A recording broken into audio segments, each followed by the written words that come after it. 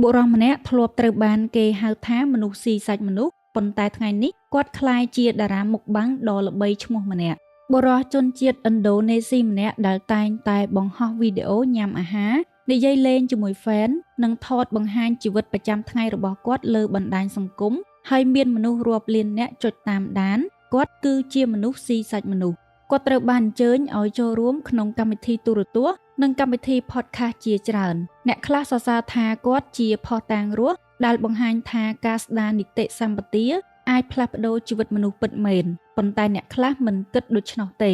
ពួកគេហៅគាត់ថា Hannibal Lecter របស់ឥណ្ឌូនេស៊ីហើយមូលហេតុដែលគាត់ទទួលបានឈ្មោះដ៏គួរឲ្យខ្លាចនេះគឺដោយសារតែជាង20ឆ្នាំមុនគាត់ធ្លាប់ជាជនល្មើសក្នុងករណីដ៏រន្ធត់មួយដែលធ្វើឲ្យមហាជនភ្ញាក់ផ្អើលទូទាំងប្រទេសប៉ូលីសរកឃើញឆ្អឹងនិងសាកសពមនុស្សជាច្រើនផ្នែកនៅក្នុងផ្ទះរបស់គាត់ហើយគាត់បានសារភាពថាគាត់បានស៊ីសាច់មនុស្សព្រោះជឿថាអាចផ្ដល់ថាមពលពិសេសនិងធ្វើឲ្យគាត់ក្លាយជាមនុស្សអមតៈដែលបុរសម្នាក់នេះមានឈ្មោះថាស៊ូម៉ាន់តូនាពេលនោះសូម្បីតែក្រុមគ្រួសាររបស់គាត់ក៏ខ្លាចញញើតរហូតមិនចង់រស់នៅក្បែរគាត់ដែរតែថ្ងៃនេះមនុស្សជាច្រើនអ្នកបែរជាស្រឡាញ់ចូលចិត្តនិងអ្នកខ្លះទៀតចាត់ទុកគាត់ដូចជា idol តើមនុស្សម្នាក់អាចផ្លាស់ប្ដូរពីជនដែលត្រូវបានសង្គមស្អប់ខ្ពើមបំផុតមកជាមនុស្សដែលទទួលបានការគាំទ្រពីមហាជនវិញបានដោយរបៀបណាតើមនុស្សម្នាក់ដែលធ្លាប់ប្រព្រឹត្តអំពើដ៏អាក្រក់បំផុតស័ក្តិសមនឹងទទួលបានឱកាសជាលើកទី2ដែរឬទេហើយដើម្បីឆ្លើយសំណួរទាំងអស់នេះតោះបងប្អូនមកតាមដានស្ដាប់ករណីនៅថ្ងៃនេះទាំងអស់គ្នា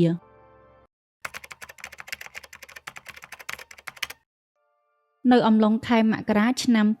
2003នៅភូមិតូចមួយក្នុងខេត្ត Central Java ប្រទេសឥណ្ឌូនេស៊ីអ្នកភូមិមានអារម្មណ៍ភ័យខ្លាចយ៉ាងខ្លាំងព្រោះលោកយាយវ័យ81ឆ្នាំម្នាក់មានឈ្មោះថារីម៉ាដែលទៅតែបញ្ចុះប្រហែល16ម៉ោងមុនស្រាប់តែបាត់ចេញពីភ្នូរត្រូវបានជីកកកាយដីរីប៉ាយពេញនឹងហើយសាកសពរបស់លោកយាយរីម៉ារកយ៉ាងណាក៏រកមិនឃើញគេមិនដឹងថានរណាជាអ្នកធ្វើហើយសាកសពត្រូវបានយកទៅកន្លែងណាព័ត៌មានដ៏រន្ធត់នេះត្រូវបានចែកចាយយ៉ាងឆាប់រហ័សហើយភាពភ័យខ្លាចបានសាយភាយពេញសហគមន៍មិនយូរប៉ុន្មានអ្នកភូមិបានជួយគ្នាស្វែងរកសាកសពលោកយាយរីម៉ា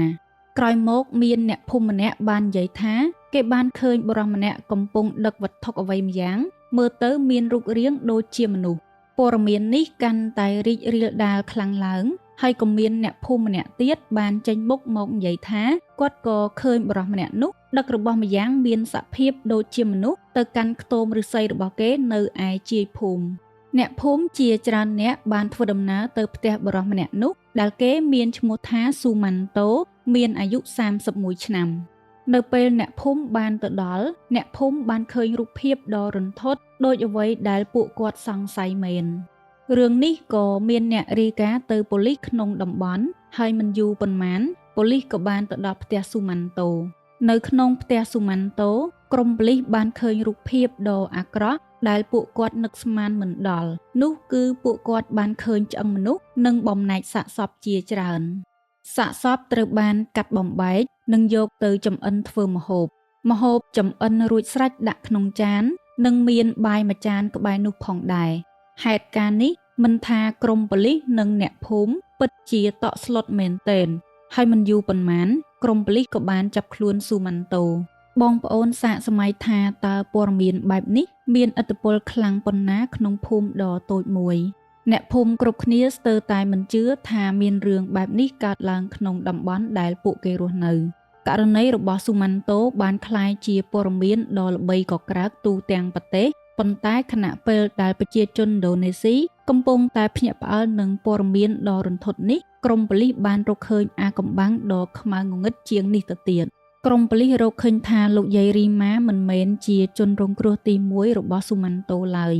នៅពេលលោកប៉ូលីសចាប់ខ្លួនស៊ូម៉ាន់តូមិនបានបង្ហាញអាការៈអាកប្បកិរិយាភ័យខ្លាចឬព្យាយាមគេចវេះដូចជនល្មើសផ្សេងទៀតឡើយផ្ទុយទៅវិញគាត់មានភាពស្ងប់ស្ងាត់ខ្លាំងខុសធម្មតាគាត់អង្គុយនិយាយជាមួយប៉ូលីសដោយសុភាពរាបសារនិងឆ្លើយរាល់សំណួរដោយមនុស្សកំពុងអង្គុយនិយាយគ្នារឿងធម្មតាមួយនៅពេលប៉ូលីសសួរគាត់ថាតើមានជនរងគ្រោះផ្សេងទៀតក្រៅពីលោកយាយរីម៉ាដែរទេស៊ូម៉ាន់តូឆ្លើយភ្លាមថាមាន ចម្លើយខ្លីមួយនេះបានធ្វើឲ្យបន្ទប់សួរចម្លើយស្ងប់ស្ងាត់មួយរំពេចក្រុមប៉ូលីសគិតថាពួកគាត់កំពុងប្រឈមមុខនឹងរឿងរ៉ាវដ៏ធំជាងការលួចសាកសពចេញពីភ្នូរដែលការគិតរបស់ពួកគាត់គឺជារឿងត្រឹមត្រូវស៊ូម៉ាន់តូបានសារភាពចំពោះប៉ូលីសថាមុនពេលមានករណីលើលោកយាយរីម៉ាគាត់ធ្លាប់បានស៊ីសាច់មនុស្សផ្សេងទៀតរួចមកហើយស៊ូម៉ាន់តូបានសារភាពថាខណៈពេលគាត់ធ្វើការនៅចំការអំពើក្នុងតំបន់ឡាំពុងភាគខាងត្បូងកោះស៊ូម៉ាត្រាគាត់បានសម្លាប់បុរស2នាក់ដែលព្យាយាមប្លន់ទ្រព្យសម្បត្តិគាត់បន្ទាប់មកគាត់បានស៊ីសាកសពបុរសទាំង2នាក់នោះព័ត៌មាននេះបានធ្វើឲ្យប៉ូលីសនិងសាធារណជនស្ទើរតែមិនជឿនឹងតិចខ្លួនឯងប៉ុន្តែរឿងនេះមិនទាន់ចប់ត្រឹមនឹងទេនៅពេលប៉ូលីសបន្តស៊ើបអង្កេតពួកគាត់បានរកឃើញករណីមួយផ្សេងទៀតដែលគួរឲ្យសង្ស័យបុរសជាអ្នកម៉ាស្សាម្នាក់មានឈ្មោះថាមីស្តាំបានបាត់ខ្លួនយ៉ាងអាកំបាំងហើយខោអាវរបស់គាត់ក្រុមប៉ូលីសរកឃើញនៅផ្ទះស៊ូម៉ាន់តូក្រោយមកក្រុមប៉ូលីសបានជីកកកាយដីជុំវិញផ្ទះស៊ូម៉ាន់តូហើយអ្វីដែលពួកគាត់រកឃើញធ្វើឲ្យមហាជនកាន់តែខ្លាចញញើតស៊ូម៉ាន់តូនៅជុំវិញផ្ទះស៊ូម៉ាន់តូគឺមានឆ្អឹងមនុស្សជាច្រើនផ្នែកត្រូវបានកប់ក្នុងដីដែលនេះវាបង្ហាញថាមានជនរងគ្រោះច្រើនជាងអ្វីដែលមនុស្សគ្រប់គ្នាបានគិតភ្លាមនោះស៊ូម៉ាន់តូមិនមែនគ្រាន់តែជាបុរសម្នាក់ដែលបានលួចសាកសពចេញពីភ្នូរទៀតទេគឺគាត់បានក្លាយជានិមិត្តរូបនៃភាពភ័យខ្លាចសម្រាប់ប្រជាជនឥណ្ឌូនេស៊ីទូទាំងប្រទេសកាសែតសារព័ត៌មានគ្រប់ស្ថាប័នចាប់ផ្ដើមចុះផ្សាយព័ត៌មានទាក់ទងអំពីស៊ូម៉ាន់តូរាល់ថ្ងៃហើយប្រជាជនគ្រប់ទិសទីសុទ្ធតែចង់ដឹងរឿងដូចគ្នាថាតើបុរសម្នាក់នេះជានរណាហើយហេតុអ្វីបានជាគាត់ក្លាយជាមនុស្សបែបនេះស៊ូម៉ាន់តូកើតនៅថ្ងៃទី3ខែមីនាឆ្នាំ1972ក្នុងស្រុកពូបាលីងកាខេត្ត Central Java ប្រទេសឥណ្ឌូនេស៊ីគាត់មានបងប្អូន5នាក់ហើយគាត់គឺជាកូនច្បងក្នុងគ្រួសារកាលពីកុមារភាពគ្រួសាររបស់គាត់ជាគ្រួសារមួយដែលមានជីវភាពធូរធារក្នុងភូមិព្រោះជីដូនជីតាបានបន្សល់ទ្រព្យសម្បត្តិមួយចំនួនទុកឲ្យឪពុកម្ដាយរបស់គាត់សម្រាប់ប្រកបរបរចិញ្ចឹមជីវិតទើបធ្វើឲ្យគ្រួសារនេះមានជីវភាពធូរធារប៉ុន្តែអ្វីបានផ្លាស់ប្ដូរយ៉ាងឆាប់រហ័សគ្រួសាររបស់គាត់ធ្លាក់ខ្លួនក្រប្រកបរបរអ្វីក៏មិនកាក់កបនៅសាលាស៊ូម៉ាន់តូមិនមែនជាសិស្សពូកែទេស៊ូម៉ាន់តូបានធ្លាក់ការប្រឡងចូលរៀនថ្នាក់អនុវិទ្យាល័យជាហេតុនាំឲ្យគាត់ត្រូវរៀនថ្នាក់ទី6សាឡើងវិញដើម្បីប្រឡងចូលម្ដងទៀតស៊ូម៉ាន់តូព្យាយាមតស៊ូក្នុងការសិក្សាគាត់ត្រូវដើរទៅសាលារៀនចម្ងាយជាង3គីឡូម៉ែត្រពីផ្ទះហើយត្រូវដើរត្រឡប់មកវិញជារៀងរាល់ថ្ងៃពេលស៊ូម៉ាន់តូរៀនដល់ថ្នាក់ទី9គ្រួសាររបស់គាត់ជួបវិបត្តិហិរញ្ញវត្ថុធ្ងន់ធ្ងរលុយសន្សំក៏អស់មុខរបរក៏បរាជ័យជីវភាពគ្រួសាររបស់គាត់ទីទល់ក្រមែនទែនគ្រួសាររបស់គាត់គ្មានលទ្ធភាពសូម្បីតែទិញម្ហូបអាហារដើម្បីចិញ្ចឹមកាពះឪពុកម្ដាយរបស់គាត់ត្រូវលក់សត្វចិញ្ចឹមបង្ខំចិត្តលក់ទ្រព្យសម្បត្តិផ្សេងហើយនៅទីបំផុតសូម្បីតែផ្ទះក៏ត្រូវលក់ផងដែរគ្រួសាររបស់គាត់ត្រូវបង្ខំចិត្តផ្លាស់ប្ដូរទៅរស់នៅផ្ទះតូចមួយហើយនៅពេលនោះឯងដែលស៊ូម៉ាន់តូសម្រេចចិត្តឈប់រៀនក្រោយមកស៊ូម៉ាន់តូបានចាក់ចេញពីភូមិទៅធ្វើការនៅចំការអំពើមួយក្នុងស្រុកឡាំពុងនៅទីនោះគាត់បានជួបនារីម្នាក់មានឈ្មោះថាសុត្រីម៉ាស៊ូម៉ាន់តូបានលងស្រឡាញ់សុត្រីម៉ាហើយនាងក៏ស្រឡាញ់គាត់វិញដែរមិនយូរប៉ុន្មានអ្នកទាំងពីរក៏បានរៀបការជាមួយគ្នាប៉ុន្តែជីវិតរៀបការនេះមិនស្រស់បំព្រងដោយការរំពឹងទុកទេព្រោះស៊ូម៉ាន់តូតែងតែប្រើប្រាស់អំពើហិង្សាលើប្រពន្ធដោយសាររស់នៅមិនចុះសម្រុងគ្នាប្តីឧស្សាហ៍វាយដំធ្វើបាបសុត្រីម៉ាមិនអាចទ្រាំទ្រតទៀតបាននាងក៏សម្រេចចិត្តលែងលះជាមួយនឹងស៊ូម៉ាន់តូទាំងដែលអ្នកទាំងពីរយកគ្នាធ្វើជាប្តីប្រពន្ធមិនដល់1ឆ្នាំផងមកដល់ឆ្នាំ1993ស៊ូម៉ាន់តូបានរៀបការជាលើកទី2ជាមួយនារីម្នាក់មានឈ្មោះថាទូគីយ៉ាំដែលជាកម្មករធ្វើការនៅចំការអំពើជាមួយគ្នារៀបការលើកទី2ស៊ូម៉ាន់តូមានកូនស្រីម្នាក់ជាមួយនឹងទូគីយ៉ាំប៉ុន្តែចំណងស្នេហានេះគ្មានសុភមង្គលឡើយព្រោះប្រវត្តិសាស្ត្រការប្រើប្រាស់អំពើហិង្សាបានកាត់ឡើងម្ដងទៀតស៊ូម៉ាន់តូកាន់តែមានចរិតហិង្សាវាយដំប្រពន្ធកូនមិនលុះថ្ងៃពេលខ្លះគាត់បាត់ចេញពីផ្ទះជាច្រើនថ្ងៃដើរចោលប្រពន្ធកូនរាប់ខែក៏មានដែរហើយមិនដែលចេះប្រាប់នរណាថាគាត់ទៅណាឡើយនៅទីបំផុតទូគីយ៉ាំអស់ភាពអត់ធ្មត់នាងក៏សម្រេចចិត្តលែងលះជាមួយនឹងស៊ូម៉ាន់តូជាប្តីបន្ទាប់ពីប្រពន្ធលែងលះស៊ូម៉ាន់តូបានត្រឡប់ទៅភូមិកំណើតវិញ នាពេលនោះជីវិតរបស់ស៊ូម៉ាន់តូធ្លាក់ចូលក្នុងភាពទីទាល់ក្រយ៉ាងខ្លាំងគាត់គ្មានលុយសូម្បីតែទិញអង្គដាំបាយហូបចំណែកសាច់វិញវាជារបស់ដែលគាត់ស្ទើរតែមិនហ៊ានសម័យដល់ហើយរឿងដ៏គួរឲ្យរន្ធត់គឺស៊ូម៉ាន់តូមិនត្រឹមតែចង់បានសាច់ទុកចម្អិនអាហារប៉ុណ្ណោះទេនៅក្នុងចិត្តរបស់គាត់កំពុងមានជំនឿដ៏ខ្មៅងងឹតមួយជំនឿដែលនាំឲ្យគាត់ដើរទៅកាន់ផ្លូវមួយដែលគ្មាននរណាម្នាក់នឹកស្មានដល់នៅពេលស៊ូម៉ាន់តូត្រូវក្រុមប៉ូលីសចាប់ខ្លួនពីបទល្មើសគាស់ភ្នូរលោកយាយរីម៉ាហើយបំបែកសាកសពរបស់គាត់មនុស្សភាគច្រើនគិតថាស៊ូម៉ាន់តូប្រហែលជាធ្វើអំពើទាំងនេះដោយសារតែគាត់ស្រេកឃ្លានឬមានបញ្ហាផ្លូវចិត្តប៉ុន្តែចម្លើយដែលគាត់បានផ្ដល់ឲ្យក្រុមប៉ូលីសអំឡុងពេលសួរចម្លើយបានធ្វើឲ្យមនុស្សគ្រប់គ្នាភ្ញាក់ផ្អើលយ៉ាងខ្លាំងស៊ូម៉ាន់តូបានអះអាងថាគាត់មិនមែនស៊ីសាកសពដើម្បីបំបត្តិការអត់ឃ្លានតែមួយមុខនោះឡើយប៉ុន្តែគាត់ស៊ីដោយសារគាត់ចង់ទទួលបានអំណាចថាមពលពិសេសនិងភាពអមតៈស៊ូម៉ាន់តូបានប្រាប់ប៉ូលីសថាលោកគ្រូអាគមម្នាក់មានឈ្មោះថាតាស្លីមបានប្រាប់គាត់ថាប្រសិនបើគាត់អាចស៊ីសាកសពមនុស្សបានចំនួន7នាក់នោះគាត់នឹងទទួលបានអំណាចថាមពលពិសេសជីវិតអមតៈដែលមិនចេះស្លាប់សម្រាប់មនុស្សមួយចំនួនរឿងនេះស្ដាប់ទៅដូចជាមិនសមហេតុផលប៉ុន្តែនៅតំបន់ខ្លះនៃប្រទេសឥណ្ឌូនេស៊ីជំនឿអរូបីមន្តអាគមអូមអាមមន្តស្នេហ៍បណ្ដាសានិងជំនឿលើអរុអរិយអ្នកតាគឺមានតាំងពីជំនាន់ដើមមកម្ល៉េះមនុស្សភាគច្រើនមិនជឿថាការស៊ីសាកសពអាចផ្ដល់ថាមពលពិសេសបានទេប៉ុន្តែជំនឿលើគ្រូអាគមឬអំណាចអាកំបាំងនៅតែមានឥទ្ធិពលលើមនុស្សមួយចំនួន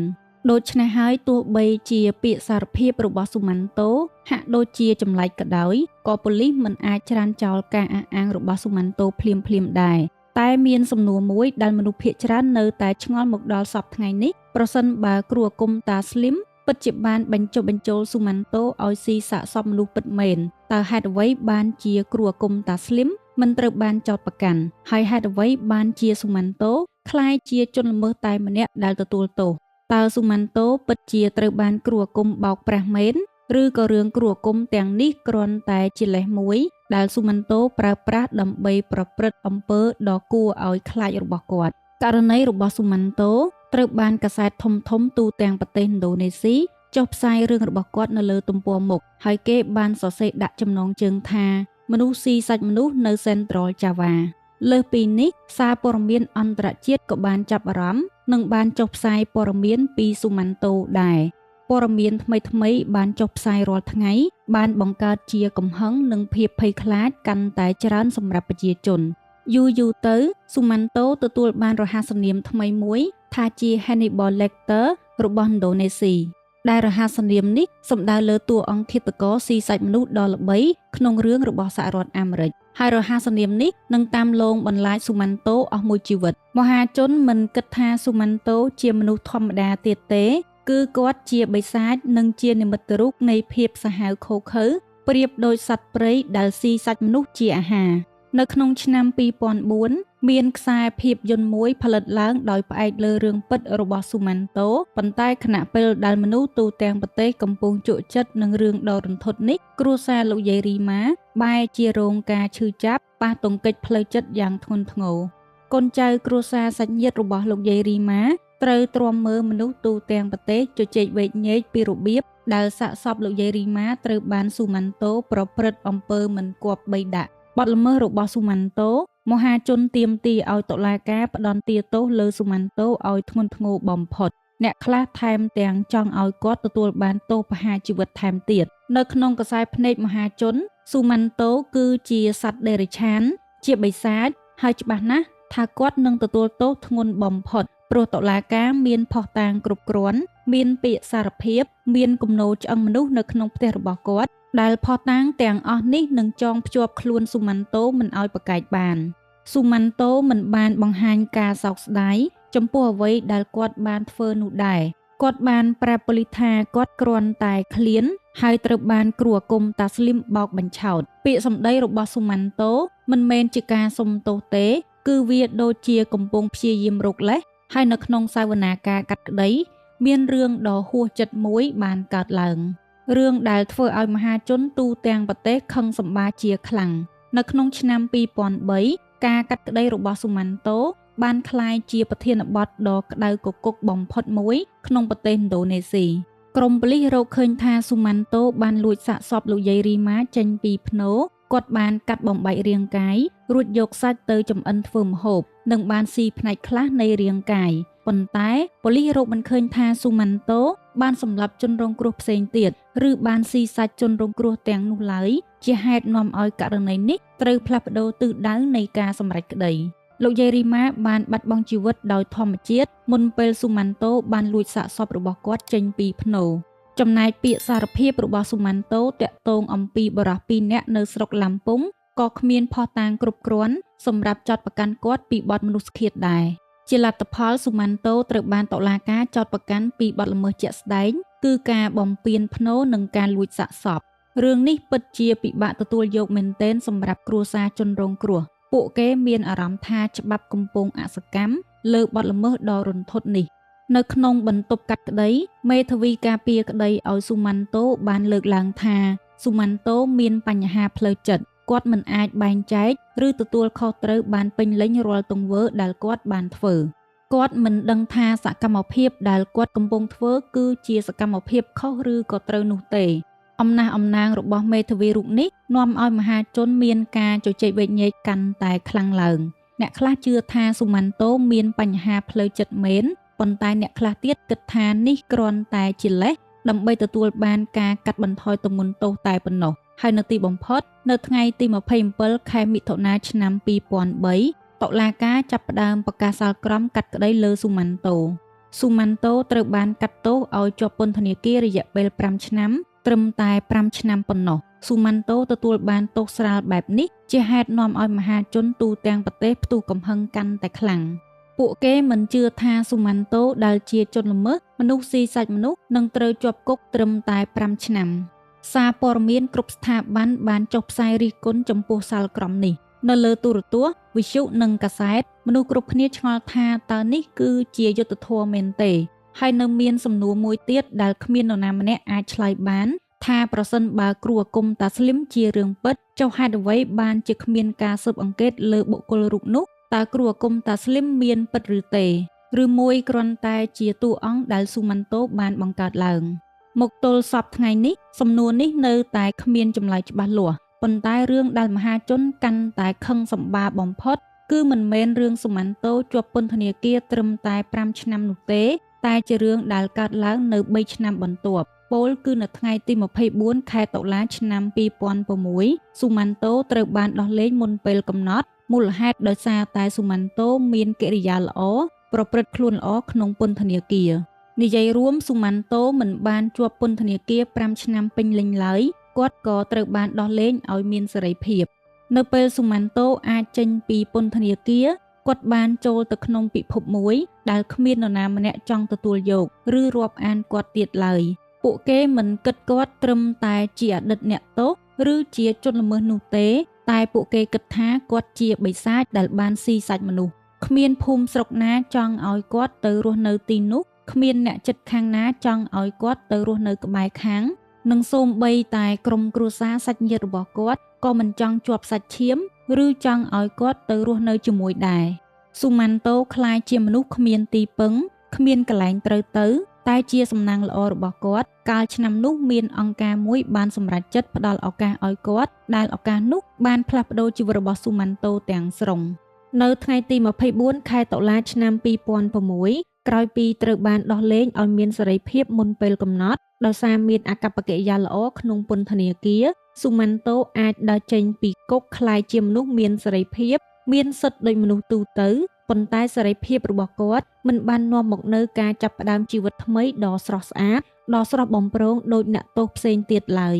សម្រាប់អ្នកទោសជាច្រើនពេលពួកគេចេញពីពន្ធនាគារពួកគេនៅតែមានគ្រួសារមានមិត្តភ័ក្តិបងប្អូនឬយ៉ាងហោចណាស់មានកន្លែងមួយដែលអាចហៅថាផ្ទះតែសម្រាប់ស៊ូម៉ាន់តូគាត់គ្មានអ្វីទាំងអស់ស៊ូម៉ាន់តូជាប់ឈ្មោះជាបិសាចស៊ីសាកសពគាត់ជានិមិត្តរូបនៃភាពភ័យខ្លាចវាជាឈ្មោះដែលធ្វើឲ្យមនុស្សនឹកដល់ភ្នូដែលត្រូវជីកកកាយគំនោឆ្អឹងមនុស្សនិងរឿងស៊ីសាកសពដ៏ល្បីកក្រើកទូទាំងប្រទេសស៊ូម៉ាន់តូក្លាយជាមនុស្សគ្មានទីជម្រកប៉ុន្តែខណៈពេលដែលក្រុមគ្រួសារសាច់ញាតិបងប្អូនឬសង្គមបិទទ្វារមិនទទួលយករូបគាត់ស្រាប់តែមានមជ្ឈមណ្ឌលស្ដារនីតិសម្បទាផ្លូវចិត្តអាននួ ក្នុងទីក្រុងពូបាលីងកាបើកទ្វារផ្ដល់ឱកាសឲ្យរូបគាត់ចូលទៅស្នាក់នៅក្នុងគោលបំណងតែមួយគត់គឺចង់ជួយមនុស្សដែលត្រូវបានសង្គមបដិសេធជាការពិតមិនមែនមនុស្សគ្រប់គ្នាដែលស្នាក់នៅក្នុងមជ្ឈមណ្ឌលស្ដារនីតិសម្បទាសុទ្ធតែសប្បាយចិត្តចង់ឲ្យស៊ូម៉ាន់តូទៅរស់នៅទីនោះឡើយជាពិសេសបុគ្គលិកពួកគេមានអារម្មណ៍ភ័យខ្លាចមិនសនុកចិត្តពេលធ្វើការជាមួយមនុស្សដែលធ្លាប់ស៊ីសាច់មនុស្សបុគ្គលិកខ្លះព្រួយបារម្ភថាពួកគេអាចមានគ្រោះថ្នាក់ឬស៊ូម៉ាន់តូអាចធ្វើរឿងដដែលនោះម្ដងទៀតប្រធានមជ្ឈមណ្ឌលព្យាយាមបញ្យល់ណែនាំឲ្យបុគ្គលិកបើកចិត្តនិងធានាសុវត្ថិភាពរបស់ពួកគេឬសហគមន៍នៅជុំវិញនោះថាស៊ូម៉ាន់តូមិនមែនជាមនុស្សអាក្រក់ដោយដែលពួកគេកំពុងតែសម័យនោះទេហើយពេលវេលាចេះតែកន្លងផុតរឿងដ៏គួរឲ្យភ្ញាក់ផ្អើលមួយបានកើតឡើងស៊ូម៉ាន់តូមិនដែលបង្កបញ្ហាអ្វីទាំងអស់ក្នុងមជ្ឈមណ្ឌលគាត់រស់នៅដោយសន្តិភាពគាត់មិនដែលបង្ហាញចរិតឬអកប្បកិរិយាហិង្សាគាត់មិនដែលគំរាមកំហែងនរណាម្នាក់ឬបានបង្កហេតុការណ៍ណាមួយគួរឲ្យបារម្ភតាមពិតទៅចរិតលក្ខណៈអកប្បកិរិយារបស់ស៊ូម៉ាន់តូគឺដូចអ្វីដែលប្រធានពន្ធនាគារធ្លាប់បានពិពណ៌នាអំពីគាត់គេថាស៊ូម៉ាន់តូជាមនុស្សស្ងប់ស្ងាត់សុភាពរាបសារនិងសហការបានល្អក្រោយមកស៊ូម៉ាន់តូបានចូលរួមនៅសាលាសាសនាអ៊ីស្លាមមួយដែលផ្ដោតទៅលើការកែប្រែនិងការស្ដារជីវិតឡើងវិញនៅទីនោះស៊ូម៉ាន់តូរស់នៅដោយសាមញ្ញគាត់សិក្សាគោលគម្ពីរសាសនាអ៊ីស្លាមគាត់ធ្វើការងារប្រចាំថ្ងៃនិងព្យាយាមសម្របខ្លួនទៅនឹងជីវិតថ្មីច្រើនឆ្នាំបានកន្លងផុតមនុស្សដែលរស់នៅជុំវិញគាត់ចាប់ផ្ដើមនិយាយដូចគ្នាថាស៊ូម៉ាន់តូមិនដូចអ្វីដែលពួកគេធ្លាប់សម័យកាលពីមុនគាត់មិនដូចជាបិសាចក្នុងចំណងជើងកាសែតមិនដូចរូបភាពក្នុងសារព័ត៌មានដែលបានចុះផ្សាយកាលពីឆ្នាំ2003ពួកគេចាប់ផ្ដើមគិតវិជ្ជមានលើស៊ូម៉ាន់តូនិងព្យាយាមទទួលយកគាត់បន្តិចម្ដងរយៈពេលជិត20ឆ្នាំក្រោយមកពោលគឺនៅក្នុងឆ្នាំ2022អំឡុងពេលអ៊ីនធឺណិតរីករាលដាលជឿនលឿនរឿងរបស់ស៊ូម៉ាន់តូចាប់ផ្ដើមផ្ទុះល្បីល្បាញសារជាថ្មីក្នុងបណ្ដាញសង្គមដែលគ្មាននរណាម្នាក់នឹកស្មានដល់ហើយភាពល្បីល្បាញនេះមិនមែនក្នុងនាមជាអក្រិតជនមិនមែនជាអ្នកទោសប៉ុន្តែជាអ្នកផលិតវីដេអូញ៉ាំអាហារមុខបាំងដ៏ល្បីអស់រយៈពេលជាច្រើនឆ្នាំក្រោយចេញពីពន្ធនាគារស៊ូម៉ាន់តូរស់នៅយ៉ាងស្ងប់ស្ងាត់ក្នុងមជ្ឈមណ្ឌលស្ដារនីតិសម្បទាគាត់មិនដែលបង្ហាញខ្លួនជាសាធារណៈទេមហាជនគិតថាគាត់នឹងរស់នៅបែបនេះរហូតដល់ជីវិតចុងក្រោយហើយឈ្មោះរបស់គាត់នឹងត្រូវបានបំភ្លេចបន្តិចម្ដងពីការចងចាំរបស់មហាជនប៉ុន្តែនៅក្នុងឆ្នាំ2022រឿងមួយដែលគ្មាននរណាម្នាក់នឹកស្មានដល់បានកើតឡើងស៊ូម៉ាន់តូបានបង្កើតគណនី Instagram មួយដំបូងឡើយគាត់គ្រាន់តែបង្ហោះរូបភាពវីដេអូខ្លីៗតាក់ទងអំពីជីវិតរបស់គាត់នៅក្នុងមជ្ឈមណ្ឌលស្ដារនីតិសម្បទាផ្លូវចិត្តហើយយូរទៅរូបភាពវីដេអូទាំងអស់នោះទាក់ទាញចំណាប់អារម្មណ៍ពីមនុស្សជាច្រើនអ្នកពួកគេបានចុច like ចុច share រូបភាពវីដេអូទាំងអស់នោះពីម្នាក់ទៅម្នាក់ហើយមិនយូរប៉ុន្មានឈ្មោះស៊ូម៉ាន់តូបានលេចឡើងក្នុងបណ្ដាញសង្គមសារជាថ្មីតែពេលនេះមិនមែននៅក្នុងទំព័រព័ត៌មានឧក្រិដ្ឋកម្មឡើយគឺវាស្ថិតនៅក្នុងវីដេអូកម្សាន្តនៅក្នុងកម្មវិធីទូរទស្សន៍ podcast និងបទសម្ភាសន៍ផ្សេងមហាជនចង់ឃើញថាតើបរិសម្នាក់ដែលធ្លាប់ធ្វើឲ្យប្រជាជនទូទាំងប្រទេសមានភាពភ័យខ្លាចតើនៅពេលនេះគាត់ក្លាយជាមនុស្សបែបណាហើយនៅពេលពួកគេបានឃើញគាត់ពួកគេពិតជាភ្ញាក់ផ្អើលមែនទែនជំនួសឲ្យមនុស្សដ៏គួរឲ្យខ្លាចដូចក្នុងការសម័យពួកគេបែរជាឃើញបរិសម្នាក់និយាយយឺតមើលទៅស្ងប់ស្ងាត់សុភាពរាបសារនិងមានភាពសាមញ្ញយ៉ាងខ្លាំងនៅក្នុងបទសម្ភាសន៍ជាច្រើនស៊ូម៉ាន់តូតែងត្រូវការជំនួយពីអ្នកសម្របសម្រួលដើម្បីជួយពន្យល់សំណួរខ្លះៗពេលខ្លះគាត់នៅតែមានបញ្ហាក្នុងការទំនាក់ទំនងនិងការបញ្ចេញគំនិតប៉ុន្តែទោះបីជាយ៉ាងណាក៏ដោយមនុស្សកាន់តែច្រើនចាប់ផ្ដើមមានចិត្តអាណិតអាសូរដល់ស៊ូម៉ាន់តូអ្នកខ្លះយល់ឃើញថាប្រហែលជាស៊ូម៉ាន់តូពិតជាមានបញ្ហាផ្លូវចិត្តតាំងពីដើមមកហើយគាត់ប្រព្រឹត្តបទល្មើសពីមុននោះគឺដោយសារតែគាត់មិនអាចបែងចែកដឹងខុសត្រូវអ្នកខ្លះគិតថាគាត់បានផ្លាស់ប្ដូរខ្លួនឯងពិតប្រាកដក្លាយជាមនុស្សថ្មីមានតម្លៃម្នាក់ក្នុងសង្គមចំពោះវីដេអូទាំងអស់ដែលស៊ូម៉ាន់តូបានបង្ហោះវីដេអូដែលមានអ្នកមើលច្រើនជាងគេគឺជាវីដេអូអំពីម្ហូបអាហារដែលជាប្រធានបទធ្វើឲ្យគាត់ល្បីល្បាញផ្ទុះពេញបណ្ដាញសង្គមនិងអាហារដែលធ្លាប់ធ្វើឲ្យមហាជនខ្លាចញញើតខ្ពើមរអើមគ្រាន់តែនឹកដល់ឈ្មោះរបស់គាត់ស៊ូម៉ាន់តូដែលជាជនល្មើសជីកភ្នូរយកសាកសពចំអិនធ្វើម្ហូបអាហារ ឬស៊ីសាកសពនៅពេលនេះបានក្លាយជាអ្នកផលិតមាតិកាមុខបាំងដ៏ល្បីឈ្មោះម្នាក់នៅប្រទេសឥណ្ឌូនេស៊ីគាត់អង្គុយមុខកាមេរ៉ាគាត់ញ៉ាំអាហាររួចនិយាយពណ៌នាអំពីរសជាតិនិងជជែកលេងជាមួយហ្វេនបើរឿងស៊ូម៉ាន់តូស៊ីសាកសពគ្មានឯកសារឬភស្តុតាងច្បាស់លាស់ទេមហាជនប្រហែលជាគិតថានេះជារឿងប្រឌិតប៉ុន្តែរឿងនេះគឺជារឿងពិតស៊ូម៉ាន់តូពិតជាបានស៊ីសាកសពមែនហើយអ្វីកាន់តែចម្លែកមនុស្សរាប់ម៉ឺននាក់ចាប់ផ្ដើមគាំទ្រស្រឡាញ់ចូលចិត្តគាត់ការបង្ហោះរូបភាពវីដេអូរបស់ស៊ូម៉ាន់តូទទួលបានការចុច like ចុចឲ្យបេះដូងរាប់ម៉ឺនដងនៅលើ TikTok របស់គាត់មានអ្នកចុចតាមដានរាប់សែនអ្នកខ្លះធ្វើដំណើរពីចម្ងាយគ្រាន់តែដើម្បីបានជួបស៊ូម៉ាន់តូដោយផ្ទាល់ពួកគេបានសុំថតរូបជាមួយគាត់ហើយអ្នកខ្លះទៀតថែមទាំងផ្ដល់ប្រាក់ជំនួយដល់ស៊ូម៉ាន់តូថែមទៀតសម្រាប់អ្នកដឹងរឿងរបស់គាត់កាលពីឆ្នាំ2003ទស្សនវិជ្ជាបែបនេះពួកគេស្ទើរតែមិនជឿនឹងភ្នែកបរិសម្នាក់ដែលធ្លាប់ត្រូវបានគេហៅថាបិសាចបានក្លាយជាមនុស្សដែលទទួលបានការស្រឡាញ់ពីមហាជនដល់ថ្នាក់នេះអ្នកខ្លះបាននិយាយថាស៊ូម៉ាន់តូជាភស្តុតាងរស់ដែលបង្ហាញថាការស្ដារនីតិសម្បទាមានប្រសិទ្ធភាពថាមនុស្សអាចផ្លាស់ប្ដូរថាមនុស្សមិនគួរត្រូវបានវិនិច្ឆ័យដោយរឿងរ៉ាវពីអតីតកាលតែមួយមុខអ្នករស់នៅជាមួយស៊ូម៉ាន់តូច្រើនឆ្នាំមកនេះក៏បាននិយាយដែរថានៅពេលមានហ្វេនជូនលុយគាត់ស៊ូម៉ាន់តូតែងតែទិញរបស់ឬចំណីអាហារចែកជូនអ្នកគ្រប់គ្នាក្នុងមជ្ឈមណ្ឌលតាមពិតនេះមិនមែនមានន័យថាស៊ូម៉ាន់តូជាមនុស្សល្អឥតខ្ចោះនោះទេប៉ុន្តែវាបង្ហាញថាជីវិតមិនមែនមានតែពណ៌សនិងពណ៌ខ្មៅប៉ុណ្ណោះស៊ូម៉ាន់តូធ្លាប់ប្រព្រឹត្តរឿងរ៉ាវដ៏អាក្រក់ប៉ុន្តែពេលនេះគាត់បានកែប្រែខ្លួនក្លាយជាមនុស្សល្អក្នុងសង្គមទោះបីជាស៊ូម៉ាន់តូបានកែប្រែខ្លួនក៏ដោយក៏មហាជនក្នុងអ៊ីនធឺណិតនៅតែជជែកវែកញែកអំពីរឿងរ៉ាវរបស់គាត់រហូតមកដល់សប្តាហ៍ថ្ងៃនេះព្រោះមនុស្សម្នាក់ៗមានការគិតខុសៗគ្នាអ្នកខ្លះគិតថាស៊ូម៉ាន់តូសមនឹងទទួលបានឱកាសជាលើកទី2រីឯអ្នកខ្លះទៀតគិតថាស៊ូម៉ាន់តូនៅតែជាឧក្រិដ្ឋជនដ៏គួរឲ្យខ្លាចដែលកំពុងទទួលបានប្រជាប្រិយភាពពីមនុស្សក្នុងបណ្ដាញសង្គមដោយសារតែមានការជជែកវែកញែកនេះទើបនាំឲ្យមានសំណួរមួយថាតើសង្គមគួរអភ័យទោសឲ្យមនុស្សដូចជាស៊ូម៉ាន់តូដែរឬទេសម្រាប់អ្នកខ្លះចម្លើយមួយម៉ាត់យ៉ាងខ្លីគឺទេពួកគេនៅតែគិតថាកំហុសនេះធ្ងន់ធ្ងរពេកដែលមិនអាចអត់ឱនឲ្យបានទោះបីជាពេលវេលាកន្លងផុតទៅយូរប៉ុណ្ណាក៏ដោយនៅក្នុងខ្សែភ្នែកពួកគេស៊ូម៉ាន់តូនៅតែជាជនល្មើសបិសាចដែលបានជីកភ្នូរយកសាកសពកាត់បំបែករាងកាយយកទៅចម្អិនធ្វើម្ហូបអាហាររួចស៊ីសាច់មនុស្សហើយមិនថាស៊ូម៉ាន់តូរស់នៅស្ងប់ស្ងាត់ប៉ុណ្ណាមិនថាគាត់មានអាកប្បកិរិយាល្អប៉ុណ្ណាអតីតកាលរបស់គាត់គឺមិនអាចបំភ្លេចឬអត់ឱនឲ្យបានទេ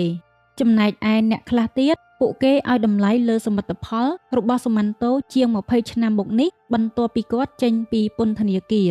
រយៈពេលជាង2ទសវត្សរ៍មកនេះគ្មានរបាយការណ៍ណាមួយបានបង្ហាញថាស៊ូម៉ាន់តូបានប្រព្រឹត្តអំពើអាក្រក់ឬបទល្មើសអ្វីមួយឡើយគាត់រស់នៅក្នុងមជ្ឈមណ្ឌលស្ដារនីតិសម្បទាផ្លូវចិត្តគាត់សិក្សាគោលគម្ពីរគាត់ធ្វើការងារប្រចាំថ្ងៃនិងរស់នៅដោយសន្តិភាពមនុស្សជុំវិញខ្លួនរបស់គាត់បានពិពណ៌នាថាស៊ូម៉ាន់តូជាមនុស្សស្ងប់ស្ងាត់មានចរិតល្អនិងមិនដែលបង្កបញ្ហាអញ្ចឹងហើយទើបពួកគេសួរវិញថាប្រសិនបើគោលបំណងនៃការដាក់ទោសគឺដើម្បីកែប្រែមនុស្សអាក្រក់ឲ្យដើរផ្លូវត្រូវហើយប្រសិនបើគេម្នាក់នោះបានកែប្រែផ្លាស់ប្ដូរខ្លួនឯងហើយតើសង្គមគួរបដិសេធមិនទទួលយកគួរលុបបំបាត់រូបគេចេញពីសង្គមឬអត់ឱនផ្ដល់ឱកាសឲ្យសារជាថ្មីសំណួរនេះគ្មានចម្លើយត្រឹមត្រូវទេព្រោះមនុស្សម្នាក់ៗមានហេតុផលមានការគិតការយល់ឃើញផ្សេងគ្នាក្រោយមកមហាជនបានដឹងរឿងដ៏កំសត់មួយពីមន្ត្រីពន្ធនាគារតាក់ទងអំពីស៊ូម៉ាន់តូត្រឡប់ទៅកាលពីមុនស៊ូម៉ាន់តូបានសារភាពប្រាប់ប៉ូលីសថាគាត់ស៊ីសាកសពគឺដើម្បីទទួលបានអំណាចអមតៈជាហេតុនាំឲ្យមហាជនគិតថាគាត់ជាមនុស្សអាក្រក់បែកកម្មដ្ឋានមានជំនឿអរូបីឬជាបិសាចដ៏ឃោរឃៅប៉ុន្តែនៅពេលមន្ត្រីពន្ធនាគារបញ្ចេញពាក្យសម្ដីដែលគាត់បាននិយាយជាមួយនឹងស៊ូម៉ាន់តូក្នុងពន្ធនាគារវាបានធ្វើឲ្យមហាជនផ្លាស់ប្ដូរគំនិតរបស់ពួកគេលើស៊ូម៉ាន់តូលោកមន្ត្រីពន្ធនាគាររូបនោះបានសួរស៊ូម៉ាន់តូដោយផ្ទាល់ថាហេតុអ្វីបានជាស៊ូម៉ាន់តូស៊ីសាកសពស៊ូម៉ាន់តូនៅស្ងៀមមួយសន្ទុះរួចក៏ឆ្លើយថាខ្ញុំឃ្លានខ្ញុំឃើញអ្នកដទៃស៊ីសាច់ប៉ុន្តែខ្ញុំគ្មានលុយទិញវាក្រោយមកខ្ញុំដឹងថាមានមនុស្សម្នាក់បានស្លាប់ ហើយខ្ញុំគិតថាហេតុអ្វីខ្ញុំមិនសាកល្បងស៊ីសាច់មនុស្សព្រោះវាប្រហែលមានរសជាតិដូចសាច់គោឬសាច់ពពែដែរអញ្ចឹងហើយទើបខ្ញុំសម្រេចចិត្តធ្វើវានៅពេលមន្ត្រីពន្ធនាគារនិយាយរឿងនេះចេញមកមហាជនទូទាំងប្រទេសមានអារម្មណ៍ខុសៗគ្នាអ្នកខ្លះមានអារម្មណ៍អាណិតអាសូរដល់ស៊ូម៉ាន់តូដែលមានជីវភាពទីទាល់ក្រខ្លាំងគ្មានលុយសូម្បីតែទិញអង្ករឬទិញសាច់សម្រាប់បរិភោគរីឯអ្នកខ្លះទៀតនៅតែមិនទទួលយកហេតុផលនេះពួកគេគិតថាភាពក្រីក្រការលំបាកជារឿងមួយតែអំពើព្រៃផ្សៃភាពខុសខើមិនអាចលើកលែងបានឡើយពួកគេបានបន្តថាបើស៊ូម៉ាន់តូពិបាកក្រីក្រគ្មានអីស៊ីស៊ូម៉ាន់តូត្រូវតែខំប្រឹងមិនមែនធ្វើអំពើអាក្រក់បែបនេះទេមតិមហាជនពីរផ្សេងគ្នាអ្នកខ្លះលើកលែងទោសផ្ដល់ឱកាសឲ្យជាលើកទី2រីឯអ្នកខ្លះទៀតនៅតែចាត់ទុកស៊ូម៉ាន់តូជាបិសាចស៊ីសាច់មនុស្សហើយជាង2ទសវត្សរ៍ក្រោយមកស៊ូម៉ាន់តូទទួលបានភាពល្បីល្បាញលើបណ្ដាញសង្គមគាត់ជាអ្នកផលិតមាតិកាមុខបាំងញ៉ាំអាហារដ៏ល្បីម្នាក់គាត់នៅតែបង្ហោះរូបភាពវីដេអូញ៉ាំអាហារថតរូបជាមួយអ្នកគាំទ្រនិងនៅតែទទួលបានការស្រឡាញ់ចូលចិត្តពីមនុស្សរាប់ពាន់នាក់នេះជា account TikTok របស់ស៊ូម៉ាន់តូបើសិនជាបងប្អូនចង់ឃើញច្បាស់បងប្អូនអាចចូលទៅមើលខ្លួនឯងបានរឿងស៊ូម៉ាន់តូមិនមែនគ្រាន់តែជារឿងក្តីដ៏រន្ធត់ប៉ុណ្ណោះទេតែវាជារឿងមួយដែលបង្ហាញអំពីធម្មជាតិរបស់មនុស្សភាពក្រីក្រជំងឺផ្លូវចិត្តការផ្ដល់ឱកាសហើយព្រំដែនរវាងការយល់ចិត្តនិងការអភ័យទោសមកដល់ពេលនេះមនុស្សម្នាក់ៗតែងមានការគិតខុសៗគ្នាលើស៊ូម៉ាន់តូអ្នកខ្លះគិតថាគាត់ល្អហើយគាត់កែខ្លួនហើយគាត់សមនឹងទទួលបានការលើកទឹកចិត្តនិងឱកាសតែអ្នកខ្លះទៀតនៅតែចាត់ទុកថាគាត់ជាបិសាចព្រោះរឿងពីអតីតដែលគាត់បានសាងចុះបងប្អូនទាំងអស់គ្នាវិញតើបងប្អូនគិតថាស៊ូម៉ាន់តូសមនឹងទទួលបានការអភ័យទោសឬយ៉ាងណាចំពោះករណីរបស់ស៊ូម៉ាន់តូនៅថ្ងៃនេះខ្ញុំសូមបញ្ចប់វាត្រឹមតែប៉ុណ្្នឹងហើយតែមុននឹងបញ្ចប់សូមបងប្អូនជួយ follow Facebook page របស់ខ្ញុំម្នាក់មួយផងហើយជាចុងក្រោយខ្ញុំសូមអរគុណដល់បងប្អូនទាំងអស់គ្នាដែលបានទស្សនាតាំងពីដើមដល់ចប់ខ្ញុំសូមជូនពរឲ្យបងប្អូនទាំងអស់គ្នាជួបតែសំណាងល្អសុខភាពល្អអរគុណច្រើនជម្រាបលា